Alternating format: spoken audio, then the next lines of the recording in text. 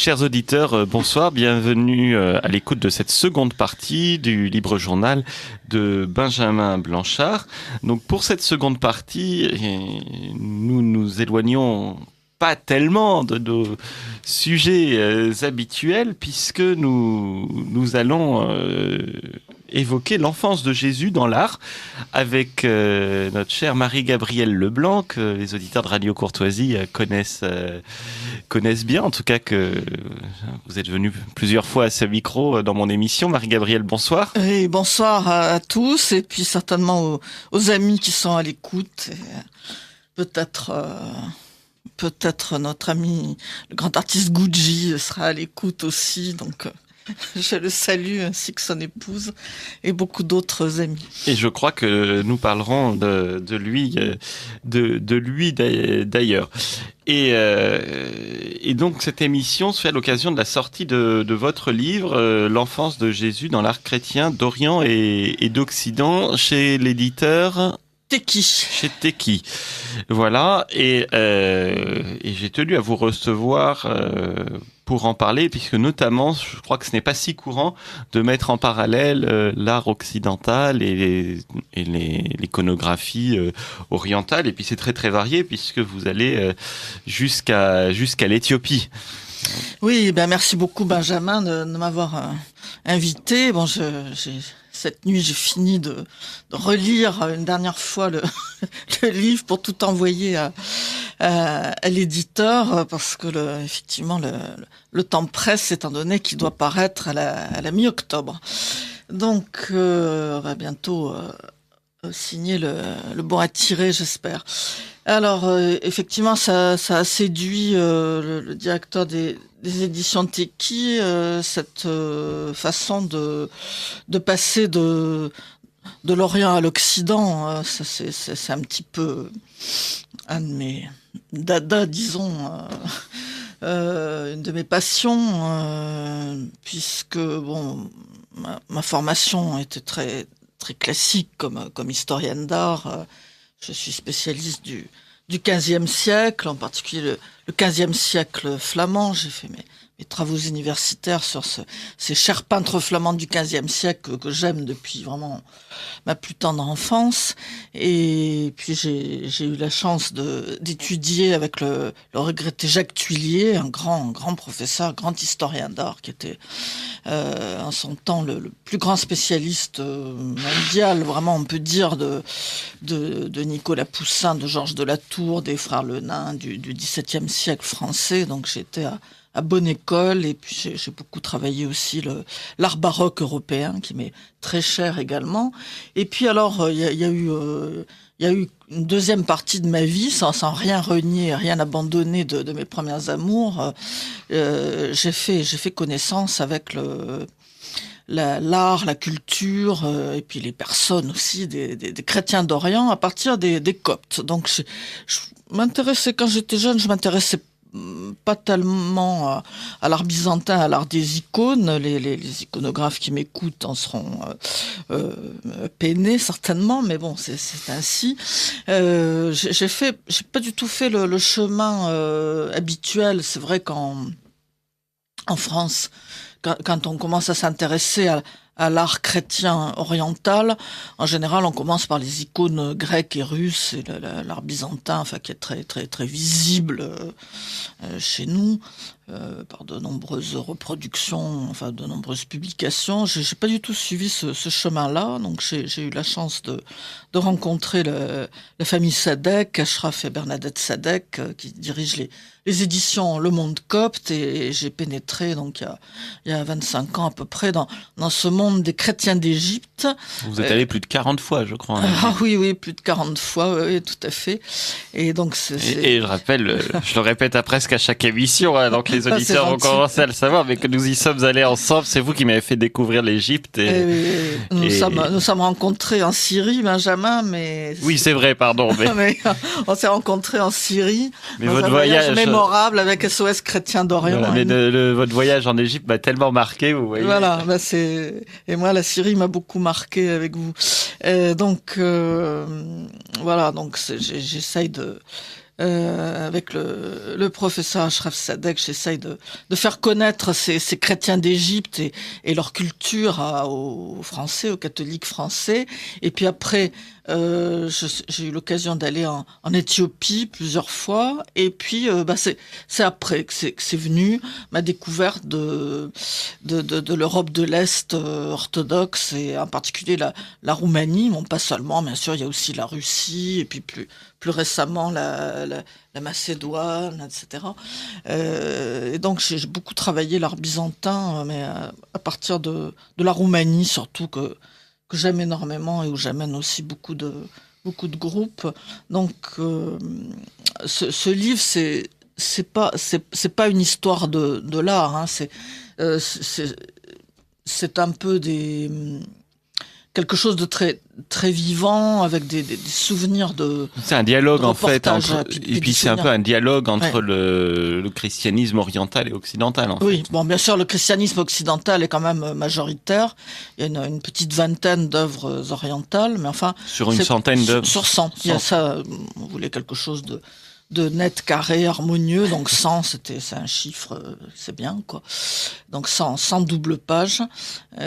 Donc c'est vraiment, ça balaye vraiment 2000 ans d'art chrétien depuis les premiers siècles jusqu'à aujourd'hui. Il y a des œuvres peut-être pas de 2018, mais enfin de 2017 en tout cas, avec François-Xavier de Boissoudy. Enfin, c'est vraiment tout frais, quoi.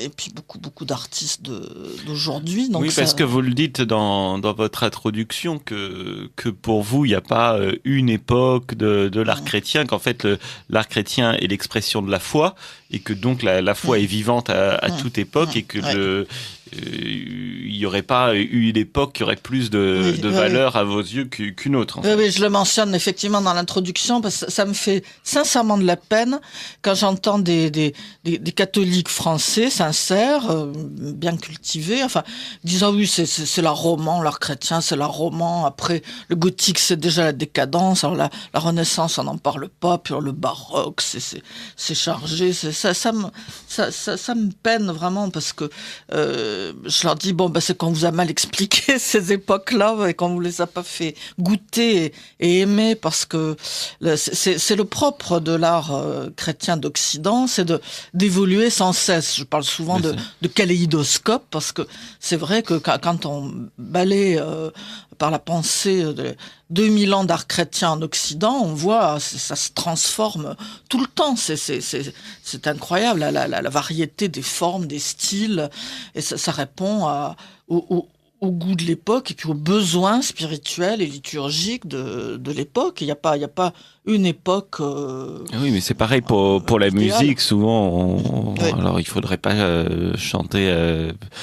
chanter ça ou ça parce que c'est trop ci, c'est trop ça, c'est concert, je ne sais quoi, mais en fait c'est exactement ce que vous dites, ça a été composé pour une époque donnée et c'est pas parce qu'on n'a plus l'habitude d'entendre de la musique baroque dans les églises pendant la liturgie, alors en concert ça on a l'habitude, mais alors il faudrait que de la musique qui a été composée pour être jouée dans une fonction liturgique ne soit plus jouée pour ça, mais soit plus jouée qu'en concert, ce qui est quand même complètement aberrant. Absolument. Je me souviens d'un grand professeur que je me garderais bien de citer d'histoire en Géorgie il y avait des fresques magnifiques dans une église du XVIIe siècle et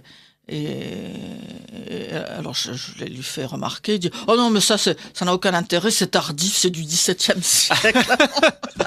c'est vraiment un peu caricatural. Il y a un certain snobisme aussi. Oui.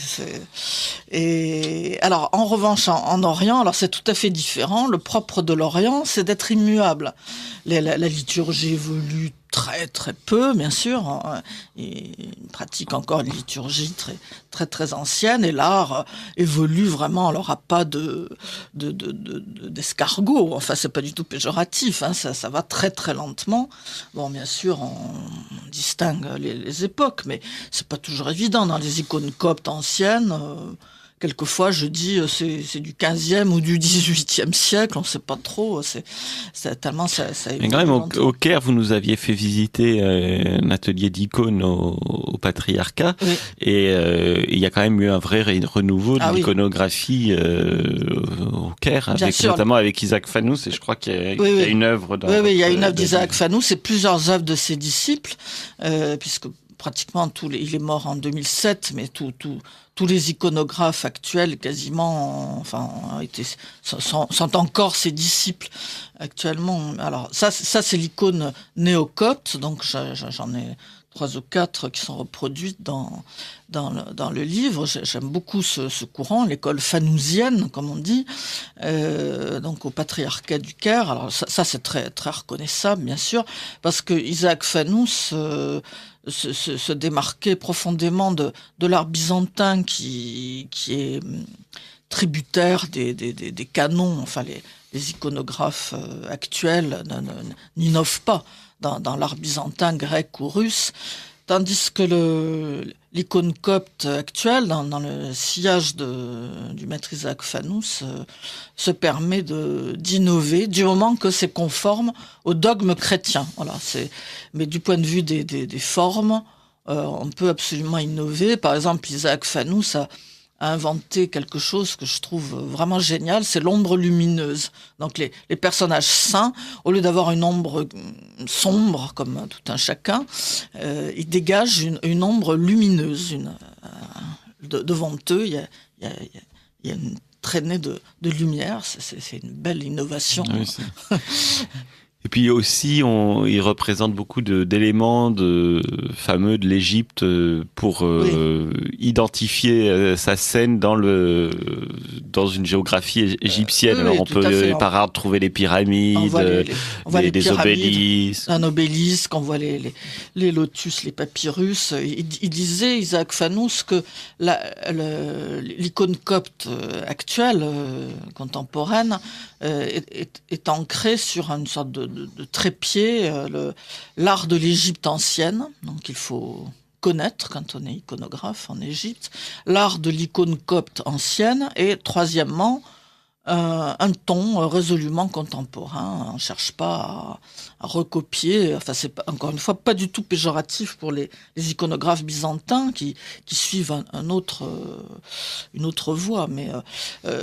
je sais que les iconographes dans le style byzantin ne sont pas d'accord, et les pires, les pires entre guillemets, je taquine, les pires ce sont les catholiques iconographes, j'en connais beaucoup, ils sont encore plus royalistes que le roi, et plus orthodoxes que le patriarche de Moscou ou de Constantinople.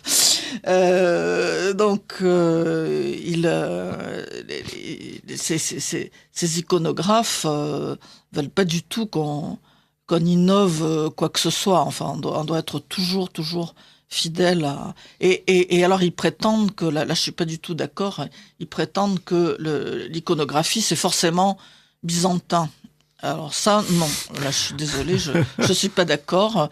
Il y a des icônes qui ne sont pas byzantines ou qui sont de très loin byzantines, comme les icônes coptes, les icônes éthiopiennes, etc., les enluminures arméniennes actuelles. Enfin, je parle de l'art actuel. Donc ça, c'est pas dans le style byzantin, et ce sont quand même des icônes. Mais voilà, c'est une divergence avec les iconographes.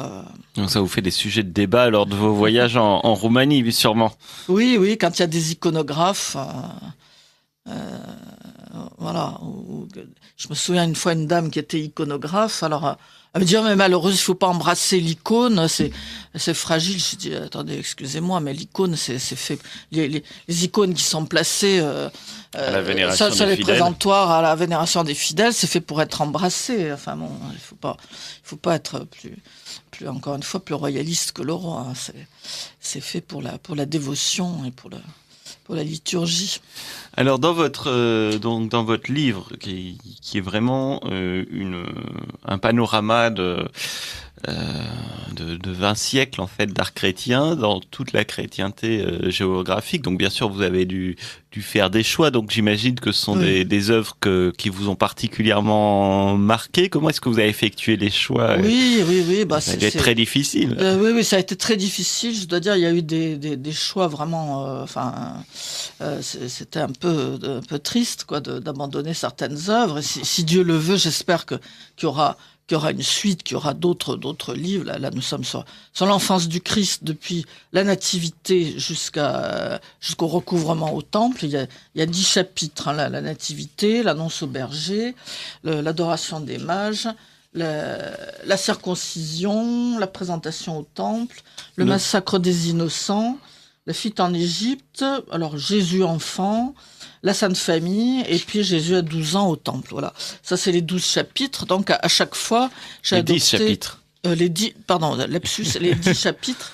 Benjamin est très attentif. Donc, à chaque fois, à l'intérieur de chaque chapitre, c'est très variable, hein, le nombre d'œuvres par chapitre. Donc, là, on reprend l'ordre chronologique, c'est-à-dire qu'on part des débuts et puis on avance vers notre époque. Dans chaque chapitre. Et donc c'est des souvenirs de reportage en fait, puisque ce livre est publié avec les photos de John Paul, avec qui j'ai fait des reportages pendant plus de 20 ans pour la presse catholique française, qui malheureusement il est décédé brutalement le 31 mai.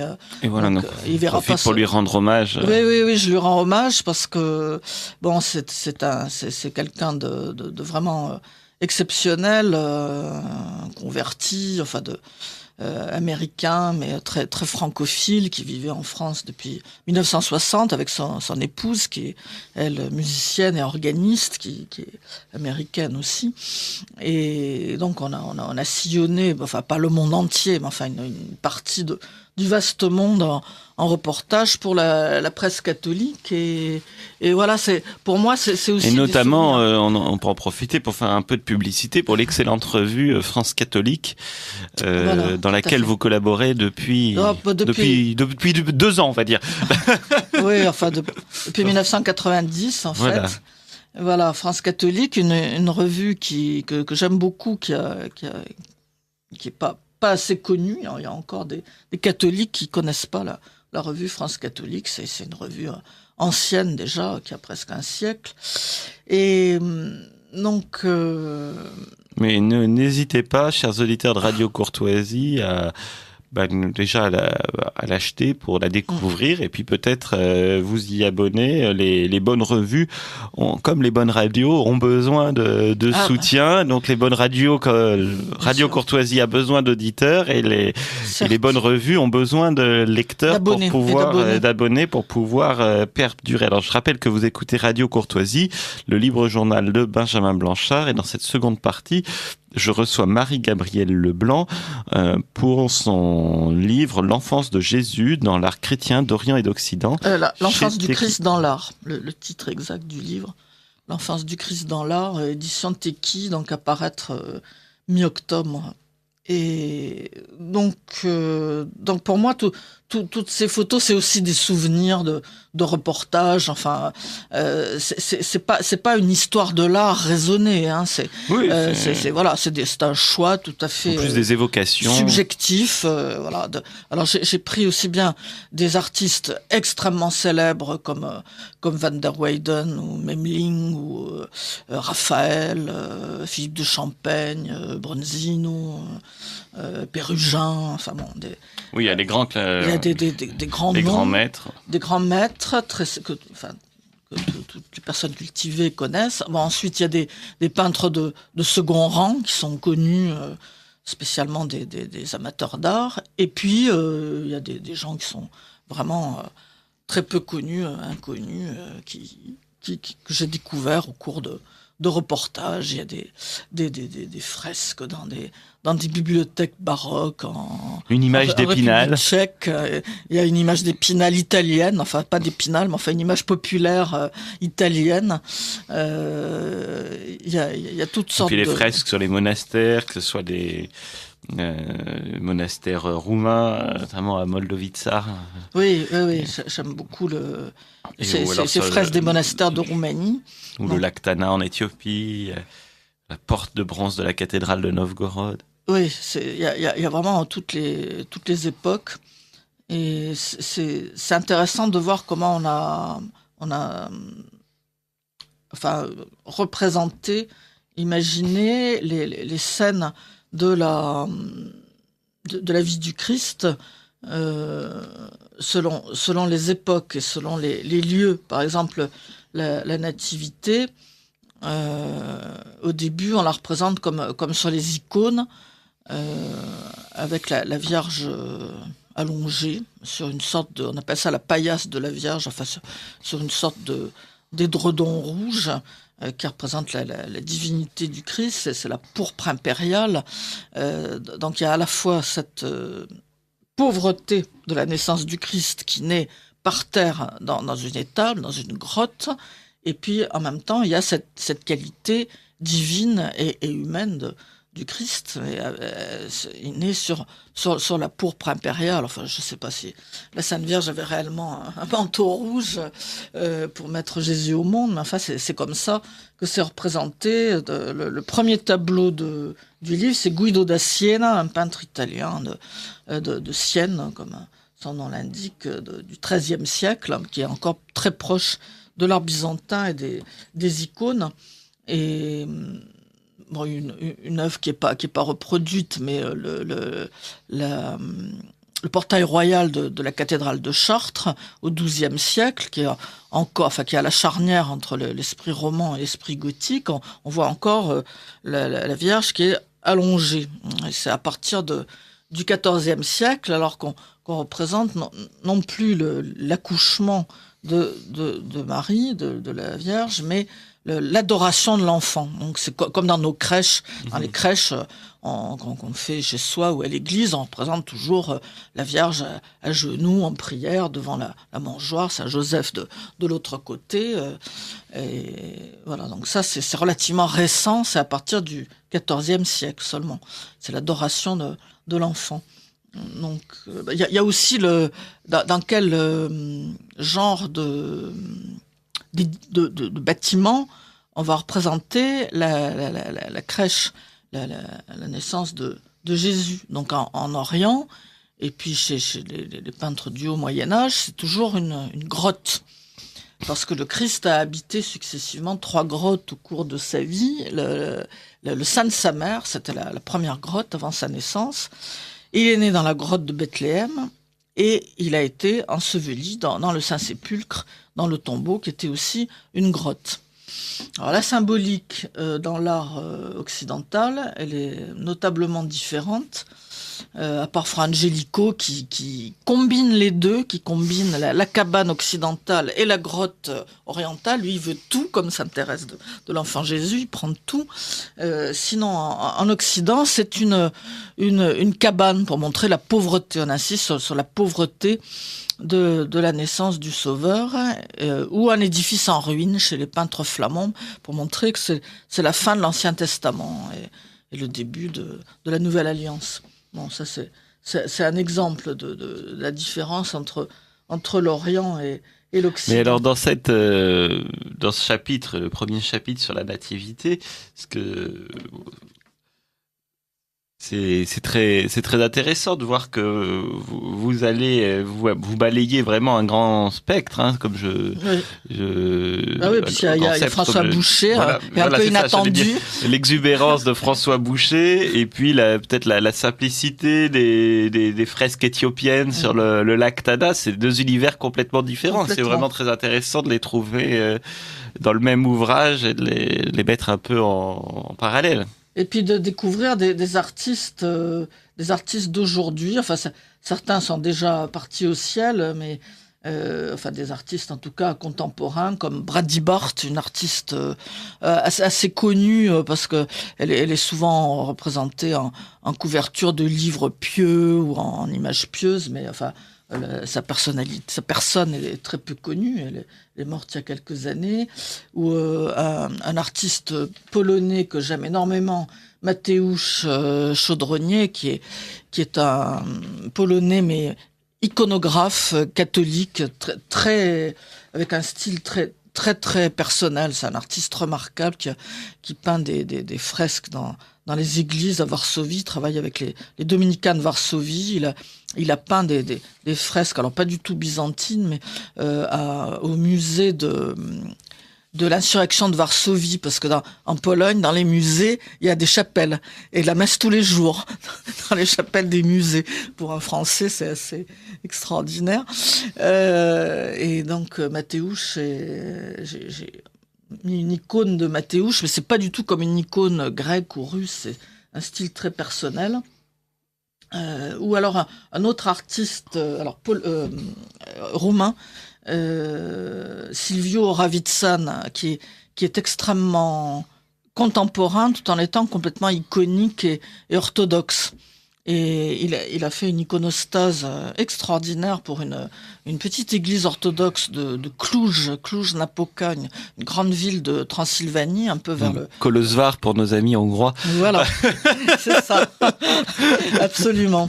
Et donc, c'est l'église de la Transfiguration. Si vous passez par là, allez voir la cathédrale catholique Saint-Michel, allez voir la cathédrale orthodoxe, mais demandez aussi où est l'église de la Transfiguration. Là, vous serez absolument stupéfait, parce que vous allez avoir la collaboration entre un catholique, ce qu'il y a de pire, je dis ça en souriant, un jésuite, le grand mosaïste, le plus grand mosaïste actuel du monde entier, le père Marco Rupnik, qui est l'auteur des nouvelles mosaïques de la basilique de Lourdes. Et qui est roumain également ? Non, il est slovène. Et donc un catholique, il a fait les mosaïques de San Giovanni Rotondo, il a fait des mosaïques un peu partout au Vatican, bien sûr la chapelle Redemptoris Mater pour Jean-Paul II au Vatican, donc Marco Rupnik. Et puis l'iconostase de Silviu Ravitsan, donc un orthodoxe roumain, mais très très contemporain. Et ça plaît toujours beaucoup aux gens. Donc j'ai pris une icône extraite de l'iconostase de cette église. Et voilà. Sinon, on a des... Non, mais dites-nous un mot de la nativité de Boucher. S'il vous plaît. Parce que moi, j'aime beaucoup François Boucher. Alors. Oui, il n'a pas peint beaucoup de tableaux religieux. C'est surtout des scènes mythologiques ou galantes. Mais je trouve très très touchant, très touchante cette nativité de Boucher, qui est, je vérifie, qui est à Lyon. Je voulais pas me tromper. Ça s'appelle La Lumière du Monde. Le musée Saint-Pierre de Lyon. Assez grand tableau, qui est maintenant au musée des Beaux-Arts de Lyon, qui devait être oui, je vais vous dire, c'était dans la chapelle privée de Madame de Pompadour. Ça s'invente pas, hein, dans son château de Bellevue. Alors, je ne sais pas quelle était la piété de Madame de Pompadour. Enfin bon, on peut pas juger. Je l'ai pas connue. La chapelle, en fait, c'était une antichambre polyvalente, et il y avait l'autel et tout ce qu'il faut, dans un placard. Et puis quand on célébrait la messe, je sais pas si c'était tous les jours ou pas, on ouvrait le placard et il y avait ce tableau de Boucher qui apparaissait au-dessus de l'autel avec cette nativité. Je vais vous la trouver, Benjamin. On va la chercher dans l'ordinateur. Voilà, la nativité. Et on va trouver Boucher. Oui, parce que ça change des scènes dont on a l'habitude, qui sont magnifiques, hein, souvent, de Boucher, des scènes de parties de campagne ou de scènes mythologiques. Voilà, donc il y il y a une sorte de demi-cercle en creux avec la Sainte Vierge qui tient l'enfant Jésus emmailloté, qui dégage une douce lumière. Saint Joseph est à gauche, un peu en retrait. Puis à droite, il y a les bergers qui sont complètement captivés, des hommes, des femmes, une jeune maman avec son petit enfant qui contemple l'enfant Jésus. Donc c'est vraiment la lumière du monde. Et puis il y a le ciel qui s'ouvre. Selon les mêmes lignes d'ailleurs, c'est symétrique. Et on voit la lumière céleste qui apparaît. Je dois avoir... Il y a quelques magnifiques petits anges. Un détail. Si j'arrive à le trouver. Mais les auditeurs de Radio Courtoisie, hélas, ne peuvent pas voir. Allez. Non, mais il faut un peu de suspense quand le livre va apparaître. On n'est pas à la télévision, donc voilà un détail pour Benjamin. Voilà. La Sainte Vierge est très belle, toute jeune. L'enfant Jésus est tout beau, tout mignon. Et oui, c'est une scène très douce. C'est très doux. On a un peu redécouvert la peinture religieuse du XVIIIe siècle l'année dernière avec cette très belle exposition du Petit Palais. Je dois dire que moi-même, qui me frotte depuis presque 60 ans à tous les artistes de toutes époques et toutes les œuvres d'art, j'étais pas fanat vraiment de la peinture religieuse du XVIIIe siècle. Et bien, grâce à cette exposition, le baroque des Lumières au Petit Palais l'an dernier, on a vraiment, avec une mise en scène qui était remarquable, on a vraiment repris goût, on a découvert cette peinture religieuse parisienne du XVIIIe siècle. Et bien sûr, il y a toujours des périodes où l'art est plus théologique et d'autres où il y a plus de sentiments. Mais là, le titre, La lumière du monde, ça montre bien qu'il y a un aspect théologique aussi. C'est pas seulement les sentiments, ça n'est pas mièvre, c'est vraiment l'amour pour Jésus qui s'est incarné pour venir nous sauver. Et un petit peu dans le même style, ça c'est dans le chapitre de l'adoration des bergers, il y a Zurbarán, un artiste espagnol, andalou, absolument remarquable, et il représente l'enfant Jésus vraiment d'une façon très très émouvante. Bon, la Vierge est toujours très très belle. Il y a une adoration des mages aussi dans mes livres. Il y a l'adoration des bergers et l'adoration des mages. Zurbarán apparaît dans deux chapitres. J'aurais voulu mettre toute la série des tableaux du grand retable de la Chartreuse de Jerez de la Frontera, mais bon, j'avais pas la place. Et l'enfant Jésus, c'est vraiment un beau petit enfant. Et Saint Joseph représenté jeune, puisque au Moyen Âge, enfin jusqu'à la fin du Moyen Âge, on le représente âgé, d'après les légendes des apocryphes et autres. Et le Concile de Trente, qui s'est achevé en 1563, dit non, on doit représenter Saint Joseph jeune. Il était jeune, hein, c'est pas un vieux gâteux qui a épousé Marie. Donc, c'est à partir du XVIIe siècle qu'on représente Saint Joseph dans la force de l'âge, et Zurbarán le représente vraiment à merveille. Il y a aussi Gérard David, alors ça c'est dans l'Adoration des mages. Gérard David qui donne un très beau visage de Saint Joseph. C'est une des plus belles représentations vraiment je trouve, de Saint Joseph dans l'histoire de l'art. Voilà, Gérard David, c'est la génération après Memling. C'est vraiment la génération de peintres flamands à Bruges, qui est tout à fait à l'extrême fin du XVe siècle et au tout début du XVIe. On peut pas qualifier ça de Renaissance, c'est encore complètement dans le style de la peinture flamande du XVe siècle. Et là, ce beau tableau de l'adoration des mages, il y a vraiment un Saint Joseph, je trouve, sa représentation très très juste. Il est très poli, il enlève son bonnet devant les rois mages, mais il n'est pas servile, il n'est pas du tout obséquieux, il pas intimidé. Voilà, il est juste poli, respectueux.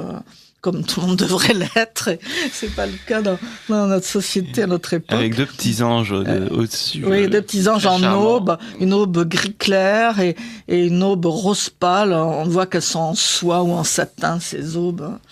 Il y a de très belles représentations de en fait, Saint-Joseph. Ce livre, non seulement donc pour le public français, c'est vraiment un beau livre avec de belles représentations, mais je me dis que ça fera aussi le beau cadeau pour nos amis orientaux, ça permet de donner une idée de la variété de l'art religieux européen, bien sûr. Et qui est pas toujours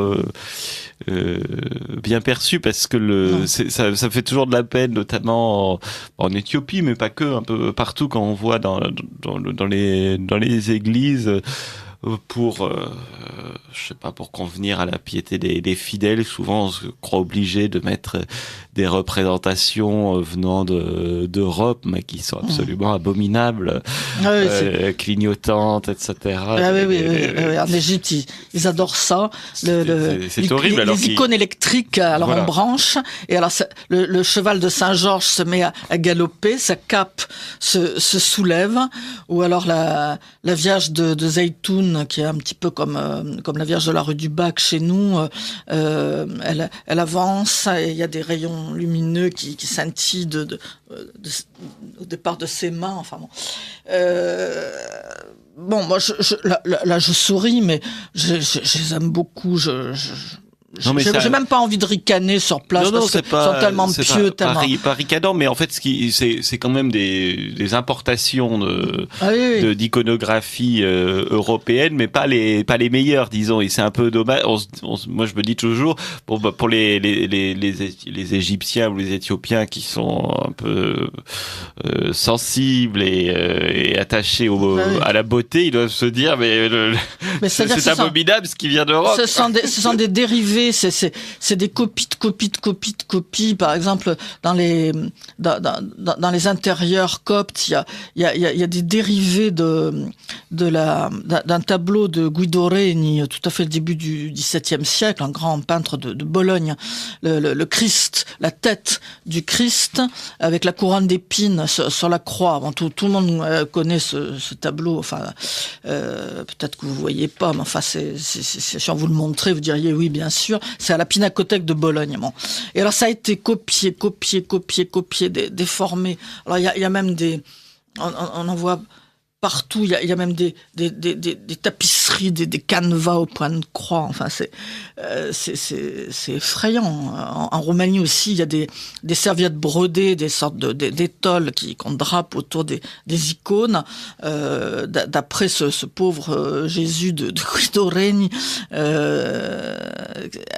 complètement en couleur fluo. Enfin, c'est un peu comme les copies d'icônes byzantins qu'on peut trouver parfois en France. Bah oui, des reproductions collées, et là où c'est encore mieux, c'est quand c'est passé par le soleil, parce que c'est resté longtemps sans être vendu dans la vitrine de la librairie, et c'est complètement délavé. Donc ça c'est encore mieux. Bon, on ironise, mais c'est un peu douloureux. Et même il y a un tableau aussi très très célèbre, un pré-raphaélite anglais, Burne-Jones. C'est la lumière du monde, c'est le Christ qui frappe à la porte, à une porte qui représente la porte de notre cœur, en fait. Et alors on voit au Vietnam, dans les églises du Vietnam, on voit ce tableau, alors complètement copié, déformé, avec des couleurs fluo atroces, parce que bon, alors voilà, là on revient un peu à, enfin, j'essaye de montrer la beauté.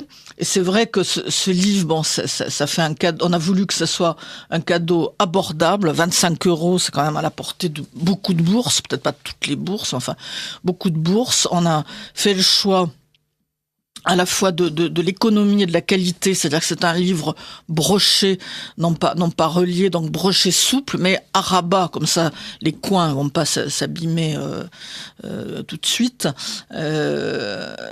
Donc voilà, c'est vraiment l'occasion de faire des cadeaux pour les fêtes de la foi, pour Noël. Et je dis aussi dans l'introduction, n'hésitez pas à montrer des œuvres d'art aux enfants. Moi, j'ai eu la chance, quand j'étais enfant, d'avoir beaucoup de livres d'art, parce que on se forme le goût, bien sûr, en voyageant, en visitant des églises, si possible, des musées, des expositions, mais aussi avec des livres. Bon, bien sûr, il y a Internet, évidemment, il y a Google, il y a tout ce qu'on veut, il y a Wikipédia, mais c'est pas pareil. Il faut aussi regarder des œuvres d'art dans les livres d'art. Donc, même si vos enfants ou vos adolescents ont pas le goût de lire, ils pourront au moins regarder les images et peut-être picorer une ou deux phrases dans le texte. C'est un livre qui est fait pour zapper. On peut le lire de A à Z si l'on veut, bien sûr. C'est le mieux. Mais on peut aussi se promener d'un chapitre à l'autre et regarder les œuvres qui nous frappent, qui conviennent à notre humeur du jour, et ça peut bien sûr soutenir la catéchèse, soutenir la prière. Au XVIIe siècle, on priait toujours devant des images. Les images, c'était pas forcément une image pieuse, c'était n'importe quel tableau ou une gravure ou une statue. On méditait devant cette image.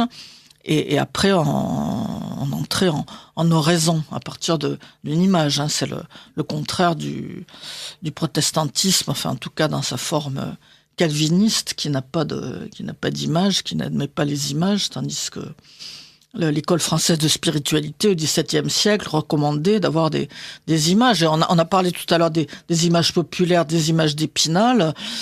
C'était un peu le tableau du pauvre. Il y avait deux types de gravures. Il y avait les gravures savantes. Enfin, il y avait de riches amateurs d'art qui collectionnaient les icônes, les gravures d'après les peintres célèbres. C'était les reproductions de l'époque.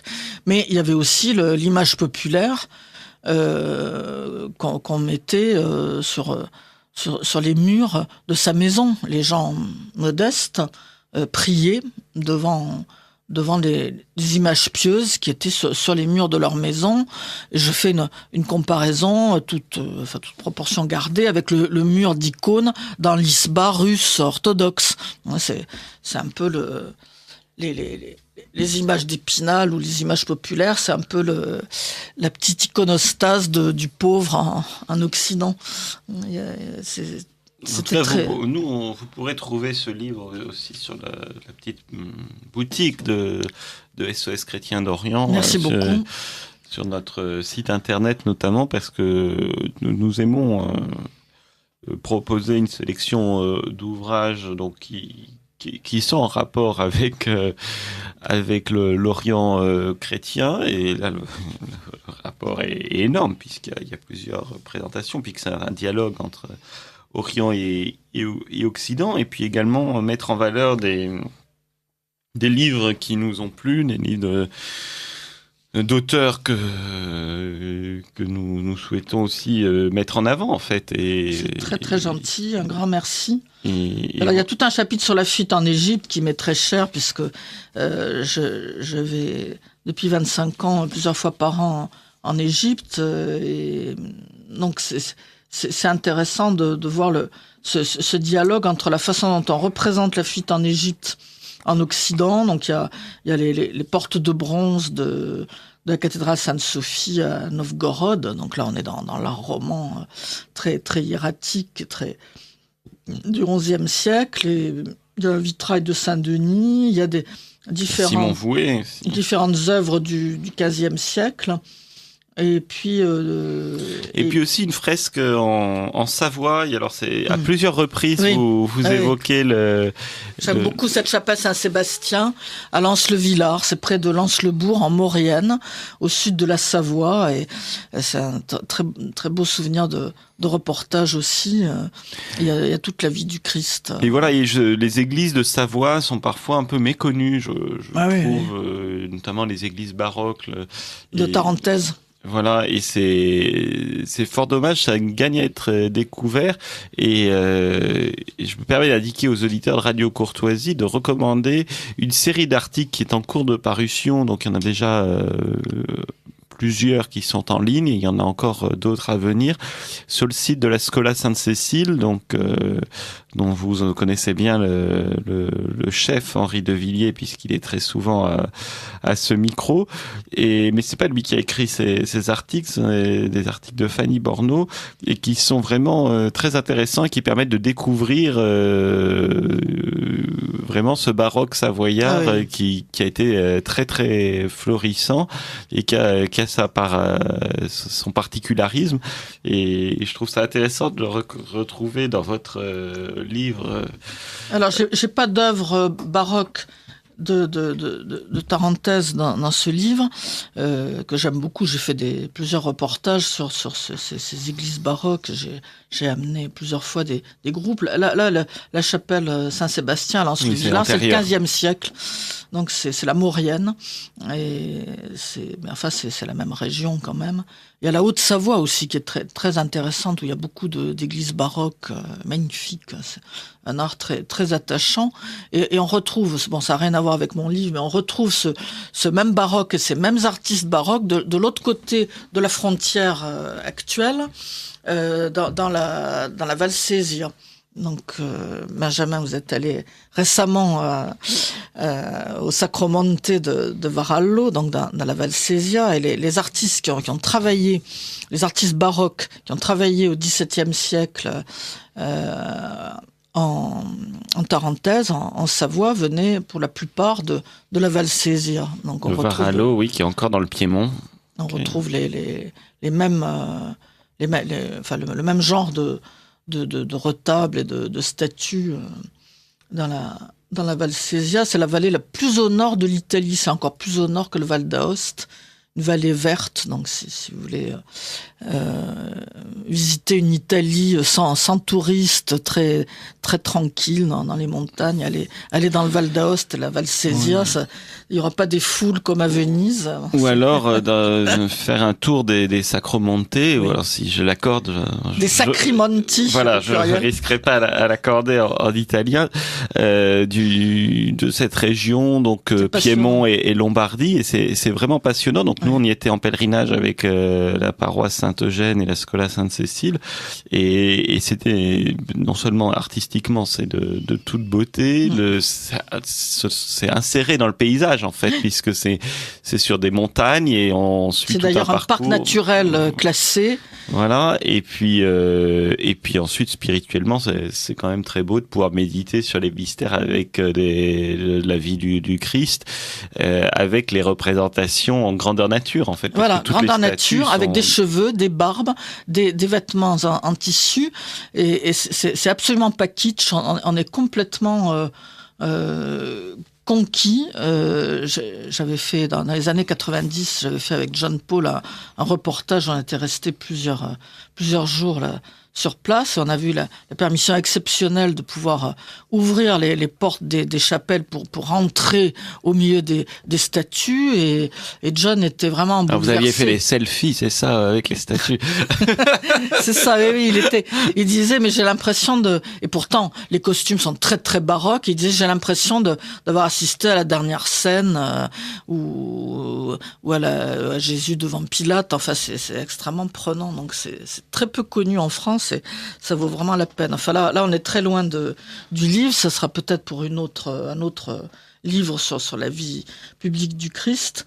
Mais voilà, donc on termine avec Jésus à 12 ans retrouvés au temple avec des fresques baroques tout à fait extraordinaires dans les bibliothèques baroques de Bohême, par exemple, la salle de théologie du monastère de Strahov, le grand monastère prémontré en haut de Prague, sur la colline.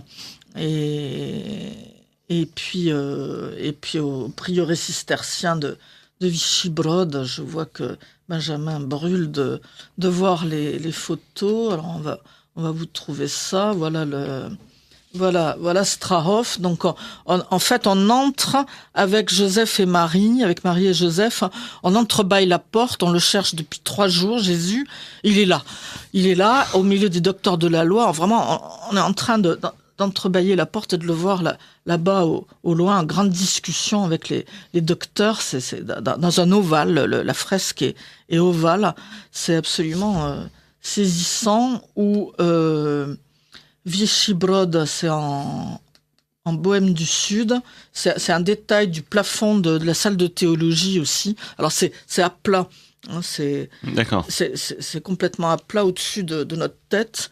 Et alors là, on a l'impression de voir le palais du roi Salomon. C'est un palais tout en turquoise et améthyste. Le temple avec des couleurs corail, violet, bleu, etc. Et c'est très très très coloré, très chatoyant, comme toujours le baroque, qui est un art. C'est un anachronisme, mais c'est un art charismatique au sens que c'est un art d'allégresse, de louange, hein, comme l'exubérance de la louange charismatique. Le baroque en Europe centrale, c'est un peu cet esprit-là, un art de la joie. Alors vous écoutez Radio Courtoisie, le libre journal de Benjamin Blanchard. Je reçois ce soir Marie-Gabrielle Leblanc qui nous parle de son livre.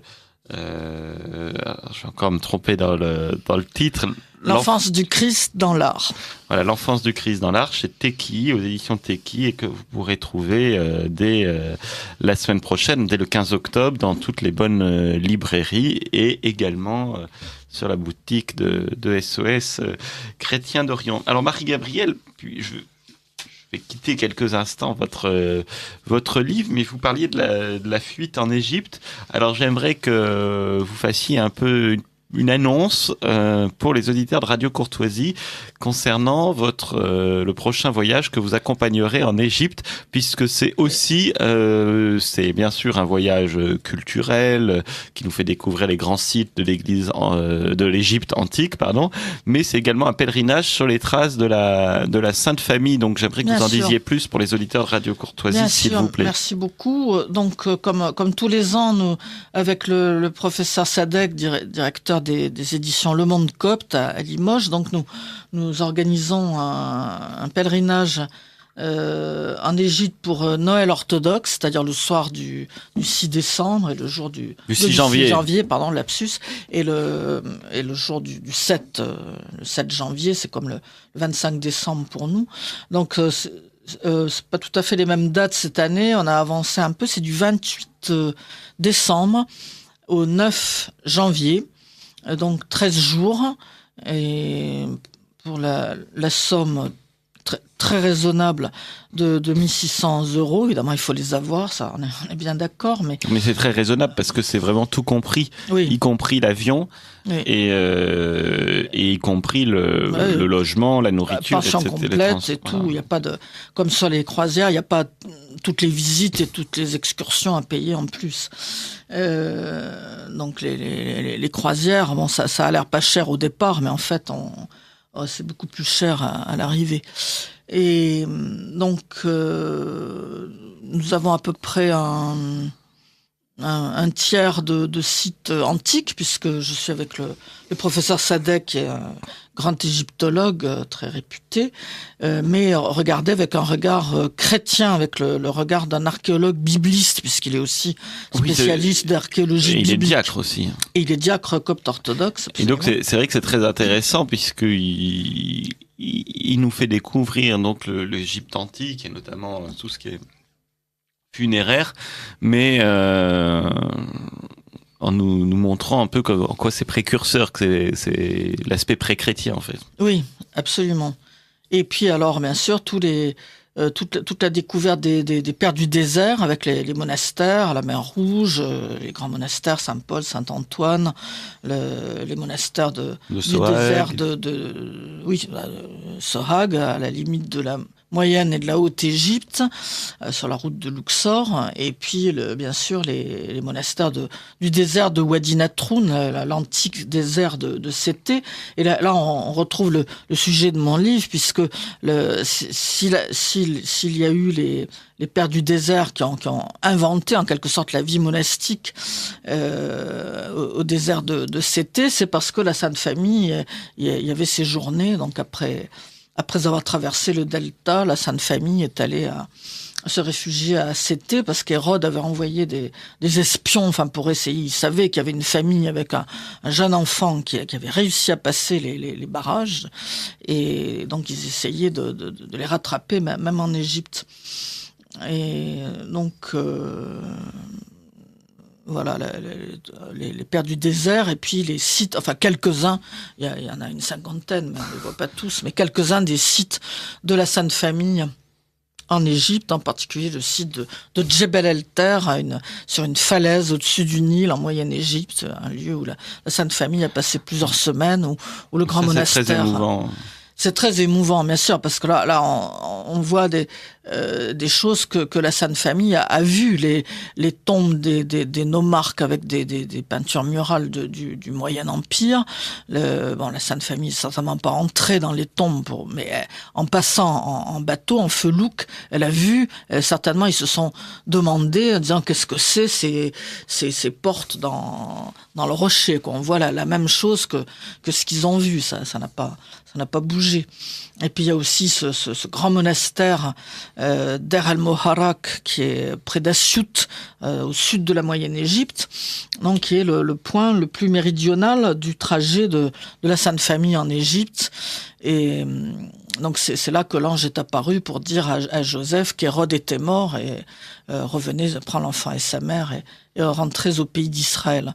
Donc voilà, on est à la fois sur les traces des pharaons, des pères du désert, et avant tout de la Sainte Famille. Et puis on a également des rencontres vraiment exceptionnelles. Bien sûr, on a beaucoup de rencontres. Avec des évêques, des personnalités locales. Ce sont des voyages bien sûr de rencontres avec des moines, des évêques. Notamment, vous rencontrerez peut-être, j'imagine sûrement, le docteur Adel. Oui, le docteur Adel Khali, qui est un grand ami à nous, qui est le médecin des chiffonniers du Caire, et on est en train de... Et que vous avez entendu à cette antenne pendant 1h30, il y a quelques années, nous parler des apparitions mariales au Caire, puisque lui-même a été témoin de plusieurs apparitions. En 68. Voilà, et vous pouvez d'ailleurs réécouter cette émission, qui avait été vraiment, c'est une... Pour moi, c'est vraiment une émission que j'avais trouvée passionnante. C'est pas pour m'envoyer des fleurs, parce que c'était pas moi qui parlais, bien sûr, mais c'est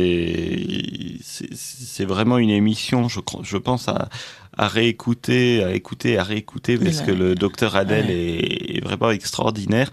Il a travaillé pendant 20 ans avec Sœur Emmanuelle, au coude à coude, tous les jours avec Sœur Emmanuelle.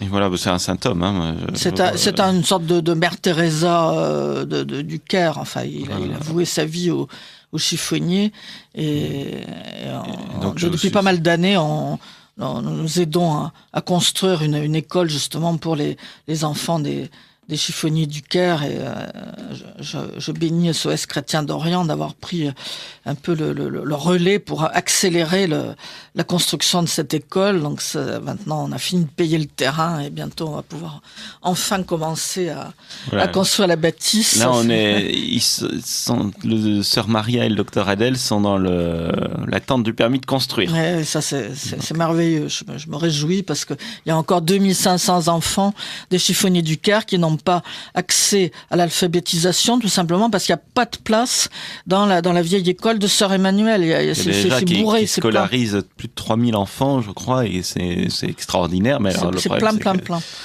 c'est plein, et il faut en construire une nouvelle à peu près aussi. Et les enfants de chiffonniers sont aussi capables que n'importe qui de faire des études, mais simplement si vous apprenez pas à lire, écrire et compter, eh ben vous allez rester chiffonnier dans les ordures toute votre vie. Je connais plein d'enfants de chiffonniers qui sont musiciens de haut vol, qui sont ingénieurs, qui sont opticiens, comptables, enfin bon, parce qu'ils ont pu avoir accès à l'éducation. Et alors une question concernant la sécurité, parce que alors c'est souvent une question qui est posée. Est-ce que ce n'est pas dangereux d'aller en Égypte en 2019, 2018, 2019 ? Que vous dire, la France est tellement tranquille, personne n'est jamais poignardé, aucune bombe n'explose jamais, il y a jamais en Europe, il y a jamais de voitures béliers qui écrasent des gens. Des voitures folles, s'il vous plaît, Marie-Gabrielle. Oui, bien sûr, ce sont des dérangés mentaux, nous le savons, nous le serinasser dans les oreilles. Bon, moi je devrais être morte parce que en bas de chez moi, quand il y a eu le jour du Bataclan, il y avait un des restaurants qui a été attaqué en bas de chez moi. Il y a eu 19 morts et j'étais à la terrasse d'un autre restaurant. J'aurais très bien pu être là et être morte. Donc voilà. Bon, nul ne connaît le jour ni l'heure, mais la sécurité, je sais pas où elle est actuellement. Bon, dans vos 40 voyages en Égypte, combien de fois avez-vous été pris en otage ? Oui, on a tous été tués plusieurs fois et tués sévèrement même. Non, honnêtement, on est très professionnels. Par exemple, nous n'allons pas au Sinaï depuis la révolution égyptienne parce que il y a des risques. Ça peut être dangereux. Donc ça, pour le moment, nous avons tiré un trait sur le Sinaï et le monastère Sainte-Catherine. On fait pas n'importe quoi. On est extrêmement prudent, on est tout le temps à l'écoute et on est très très très informé sur le terrain, un peu comme quand SOS Chrétien d'Orient organise des voyages en Syrie en pleine guerre. Voilà, c'est le même type de professionnalisme. Quand on sait ce qu'on fait, on fait pas n'importe quoi. Voilà, il faut dire que donc vous connaissez très bien le terrain pour y aller depuis des années. Vous n'hésitez pas à modifier le programme. Bien sûr, il y a un souci. Et le professeur Sadek est en lien avec tous les gouverneurs de province. On est considéré comme des VIP et chaque gouverneur de province sait d'heure en heure où nous sommes. Oui, on a toujours une voiture, quand on se déplace, on a une voiture de police toujours, devant. Bien sûr, ça. Mais ça, c'est déjà sous Moubarak, bien avant la Révolution. Sous Moubarak, il y avait déjà l'escorte de police. J'ai toujours connu, depuis les années 80, j'ai toujours connu l'Égypte avec l'escorte. Voilà, donc vous pouvez y aller. Il y a quand même de grandes chances que vous reveniez vivant. En tout cas, depuis le temps, ça a toujours été le cas. Il n'y a jamais eu de problème. Aucun souci, même pas vu le danger ni de près ni de loin. Alors, je vais peut-être donner mon adresse courriel, c'est le plus simple. J'ai pas de site internet, non. Voilà, toujours on demande le site, mais alors donc vous m'écrivez à Marie-Gabrielle tout ensemble, MARIEGABRIE2LE @wanadoo.fr. Voilà, Marie-Gabrielle en un seul mot @wanadoo.fr. Et est-ce qu'il y a un numéro de téléphone? Oui, bien sûr, 01 48 07 05 84. 01 48 07 05 84. Voilà, donc pour un voyage en Égypte avec Marie-Gabrielle Leblanc, notamment pour fêter Noël avec les Coptes. C'est une belle expérience en général. Voilà. Les gens disent c'était vraiment inoubliable la messe de minuit. Et ce qu'il faut préciser, parce qu'on peut se dire on ne va rien comprendre, c'est que toute la messe a été traduite en français et que la traduction est projetée sur un écran, ce qui fait qu'on peut suivre au fur et à mesure la traduction s'affiche, donc vraiment au fur et à mesure, et donc on comprend tout. Donc ça, c'est vraiment un travail qui a été fait par le professeur Sadek. Ça a été un gros travail. Il a fait ça pour nos voyageurs, nos pèlerins. Et donc je trouve que c'est absolument remarquable. Moi, c'est la seule fois que j'ai pu assister à une messe copte en ayant la traduction et donc en pouvant suivre. Et il a la permission de traduire l'homélie. Donc les Coptes supportent pendant tout un moment d'avoir la répétition en français de l'homélie. Donc on est vraiment considérés comme des amis de l'intérieur. On n'est pas des touristes. Alors pour les auditeurs de Radio Courtoisie, est-ce que vous pouvez simplement rappeler les dates et le prix? Alors donc c'est 1 600 € et des poussières. J'ai plus les poussières en tête, mais et donc c'est du 28 décembre au 9 janvier. Voilà, 1 600 et quelques, tout compris. Alors voilà, donc n'hésitez pas, chers auditeurs, à contacter Marie-Gabrielle si vous voulez plus de renseignements et peut-être en vue de partir avec elle en Égypte. Et en plus, c'est l'occasion d'avoir plein de conférences. Je me souviens, c'était si on a lors d'une visite ou quoi, on avait des sujets qu'on souhaitait approfondir, et ben on vous le demandait et bien gentiment vous nous instruisiez ensuite quand il y avait un moment de libre. Alors avant de terminer l'émission, là il nous reste un petit quart d'heure, 20 minutes. Est-ce que vous pourriez nous parler de Gucci que vous avez évoqué au tout début de l'émission? Alors d'ailleurs j'avais dit qu'on trouvait une de ses œuvres dans le livre, mais ce n'est pas le cas, je crois. Non, il n'y a pas d'œuvre de Gucci dans mon livre. Ça n'a rien à voir. C'est parce que ça va paraître, alors je crois début octobre, je pense. J'ai écrit un gros article sur Gucci dans la revue littéraire Nunc, en latin, ça veut dire maintenant en latin, N-U-N-C, Nunc, qui est édité par les éditions de Corlevour. Donc vous pouvez aller voir sur le site internet des éditions de Corlevour. On peut acheter au numéro la revue. Le numéro précédent, c'était sur Léon Bloy, donc très très intéressant, le grand écrivain catholique Léon Bloy au XIXe siècle. Et alors là, c'est un numéro spécial sur Gucci, parce qu'un des rédacteurs en chef est Stéphane Barsac, qui est le fils de Gucci, et donc j'ai la chance d'être ami avec la Gucci et sa famille, et donc on m'a demandé dans ce numéro spécial donc il y a plusieurs collaborateurs, je crois qu'il y a cinq contributeurs, et donc il y a la jeunesse de Gucci en URSS, il y a un article sur les origines caucasiennes de Gucci en Géorgie, et puis il y a l'œuvre profane de Gucci, et moi j'étais chargée de l'œuvre sacrée de Gucci. Donc c'est vrai que c'est vraiment un de mes artistes contemporains préférés, enfin tout à fait dans le peloton de tête. Donc Gucci, bien sûr, qui a réaménagé entre autres le cœur de la cathédrale de Chartres. Mais beaucoup d'autres choses aussi. Récemment, la grande croix monumentale qui est dans la cathédrale du Mans, dans le cœur de la cathédrale du Mans, et puis il a fait plus de 50 œuvres pour la cathédrale de Chartres. Et l'année dernière, il y a eu la bénédiction et la consécration d'une très belle croix en argent et en pierre semi-précieuse dans le cœur de la cathédrale de Chartres, qui est une croix sans Christ, une croix glorieuse, donc qui va parfaitement comme dimension. Ça n'écrase pas, enfin c'est pas mesquin, c'est juste la bonne taille. Dans cette cathédrale de Chartres, qui est bien sûr la plus belle cathédrale au monde. Enfin, c'est considéré universellement comme la plus belle cathédrale au monde, donc ça n'est pas rien d'avoir réalisé 50 œuvres liturgiques pour la cathédrale de Chartres, les calices, les évangéliaires, les patènes, les encensoirs, les navettes à encens, le trône de l'évêque, l'autel, le lambon, etc., etc. Et donc c'est avec beaucoup de joie que j'ai pu écrire ce gros article. Là, c'est une série de gros articles, puisque ça fait un numéro spécial. Et bon, j'ai pas lu les contributions de mes collègues, les autres articles. Ça va certainement être passionnant. Et moi, j'avais connu Gucci, enfin l'œuvre de Gucci, parce que il s'est passé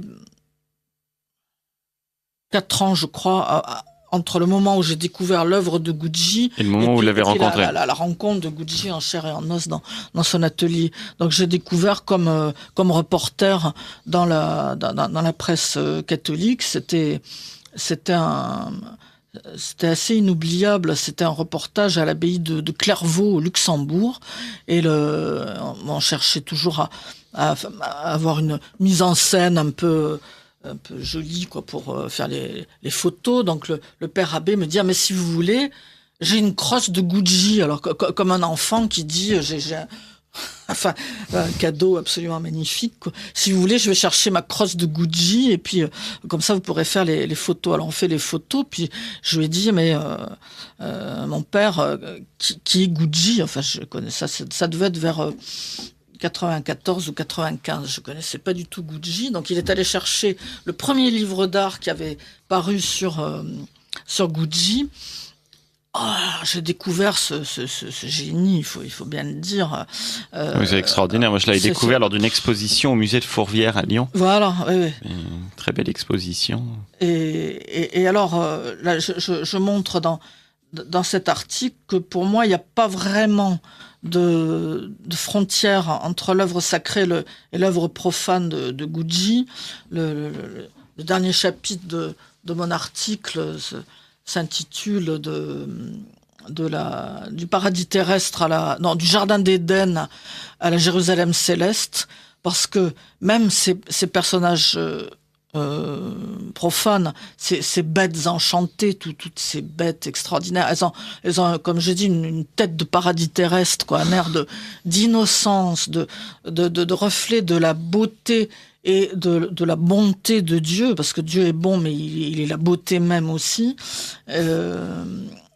Et c'est à la fois comme si c'était une réminiscence du paradis terrestre avant la chute, et une anticipation de la Jérusalem céleste. Et bon, comme je dis, ça ne choquera que ceux qui n'aiment pas l'art. Je me dis que peut-être dans la liturgie éternelle, au ciel, dans l'éternité, il y aura, qui sait, peut-être des vases sacrés de Gucci qui seront conservés, qui serviront à cette liturgie éternelle qui est chère aux orthodoxes. C'est un paradoxe, Gucci est orthodoxe, mais en tant que géorgien d'origine, mais il travaille pour l'Église catholique, il travaille pas pour l'Église orthodoxe. Donc le pape Jean-Paul II avait ouvert le troisième millénaire chrétien lors du jubilé 2000 avec des objets de Gucci, donc d'un orthodoxe. Ça, c'est un beau symbole. Et donc ces œuvres de Gucci, c'est pour moi c'est tellement beau que c'est aussi une anticipation de la vie éternelle. Ça renvoie à ce par quoi nous avons commencé, que même à notre époque, on est capable de produire du beau. Sûr. Et bien sûr, il y a aussi beaucoup de choses horribles, mais c'est pas parce qu'il y a des choses horribles que il faut de retenir qu'elles. Tout ce qui est horrible est mis en avant par les médias, par ce marché de l'art. Aude de Queyros a très bien montré tout le côté financier. Et parfois, hélas, par l'Église. Machiavélique certaines constructions d'églises absolument abominables, mais bon, qui ne resteront pas, je pense, qui résisteront pas à l'épreuve du temps. Non, pas du tout. Mais il y a aussi des artistes, par exemple quelqu'un comme François-Xavier de Boissoudy, dont il y a la reproduction d'une fuite en Égypte dans mon livre.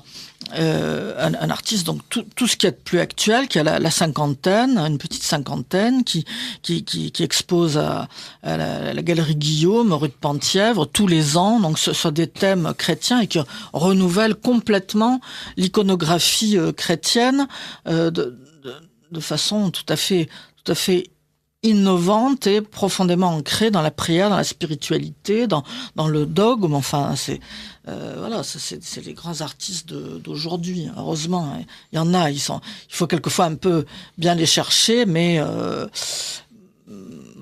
des émissions comme celle-ci, c'est aussi fait pour ça, pour faire découvrir ce qui est pas forcément facile à trouver tout seul. Et donc vous disiez que Gucci avait comme principal client, en tout cas comme un client important, l'Église catholique en France, en dehors de la cathédrale de Chartres, où est-ce qu'on peut trouver des œuvres de Gucci? Il y a toute la liste dans mon article, ça serait beaucoup trop long, hein. Il aurait fallu toute une émission pour cela, mais il y a le grand ostensoir des processions de Lourdes, par exemple, il y a le chœur de la grande trappe, il y a une foule d'endroits où la basilique de Lourdes, il a refait complètement le chœur. Enfin, on en voit vraiment Et à Paris, non, il n'y a pas de... À Paris, si, bien sûr. À Paris, il y a Sainte-Clotilde, il y a Saint-Pierre de Montmartre. Oui, il a de mémoire, il y a au moins ces deux hôtels à Paris. Et Gucci est toujours orthodoxe, hein, il n'est pas devenu catholique avec le temps.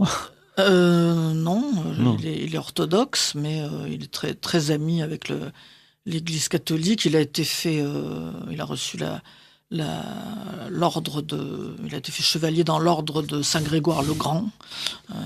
Voilà, donc pour la reconnaissance de son travail liturgique.